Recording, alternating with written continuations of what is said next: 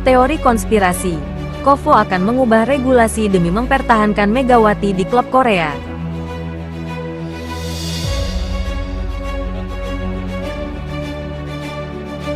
Penjelasan singkat apa itu regulasi Kovo, dan apa saja isinya.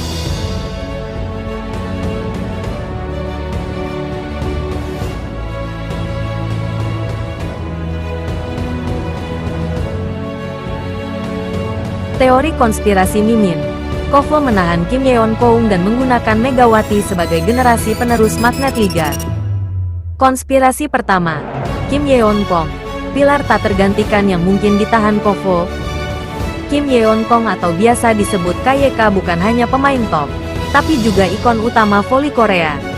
Liga voli putri Korea bisa dibilang berkembang pesat berkat popularitasnya, baik di dalam negeri maupun internasional. Namun, selama bertahun-tahun, KYK selalu menunda pensiun meskipun sudah sering mengatakan ingin berhenti. Dia bahkan berdiskusi dengan manajemen Pink Speeders dan Kovo sebelum akhirnya benar-benar pensiun musim ini.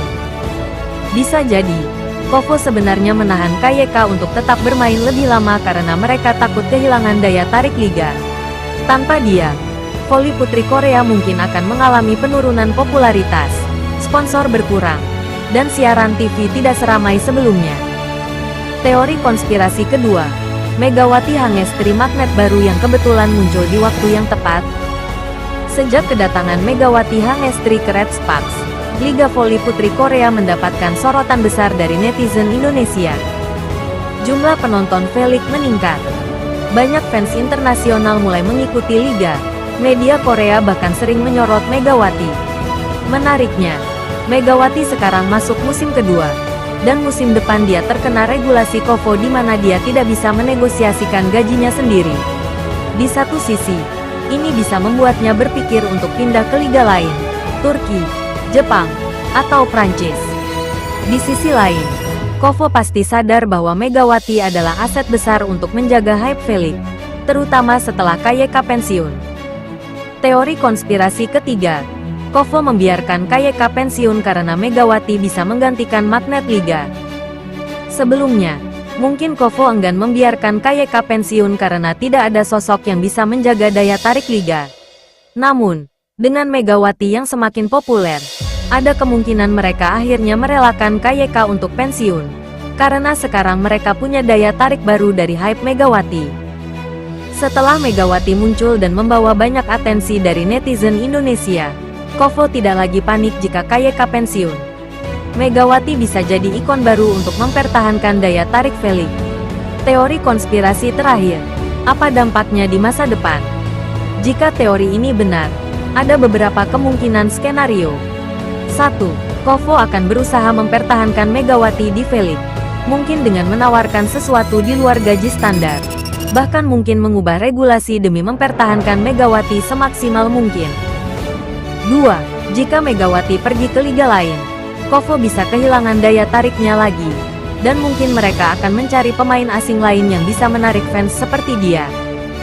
3. Liga Prancis, Jepang, atau Turki bisa lebih agresif mendekati Megawati, karena mereka tahu dia adalah pemain berkualitas dan penarik daya yang bisa membawa popularitas ke liga mereka.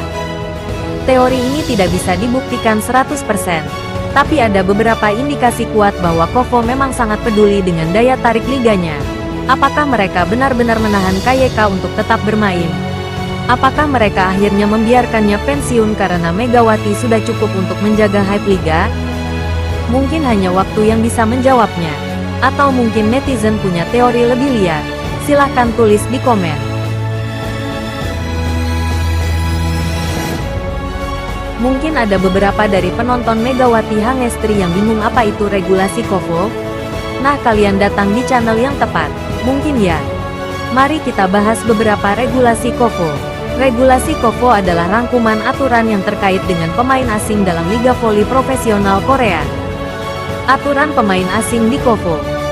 1. Jumlah pemain asing. Setiap tim diperbolehkan memiliki 2 pemain asing untuk tim putra dan tim putri. Salah satu pemain asing harus bermain sebagai pemain utama dalam setiap pertandingan. 2. Wajib bermain. Pemain asing wajib bermain dalam pertandingan liga untuk memastikan kontribusinya yang signifikan bagi tim. 3. Limitasi kontrak. Pemain asing biasanya memiliki batasan durasi kontrak, baik itu jangka pendek, 1 musim, atau jangka panjang, 2 musim. Dan Megawati ada di posisi ini sekarang. Jika kontrak pemain asing berakhir setelah 2 musim, mereka bisa bebas untuk mencari klub baru jika tidak ada perpanjangan kontrak. 4. Pengaturan posisi pemain asing. Salah satu pemain asing harus berperan sebagai opposite hitter atau outside hitter, posisi dengan kontribusi skor tinggi. 5. Kebijakan cedera.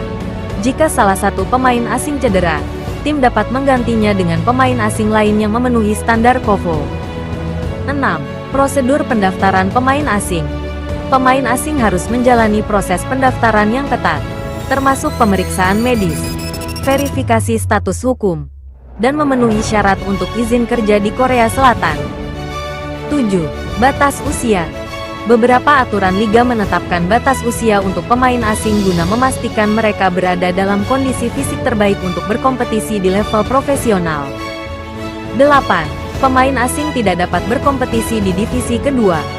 Pemain asing hanya diperbolehkan bermain di liga utama, V-League, dan tidak dapat bergabung dengan tim di divisi kedua atau liga amatir.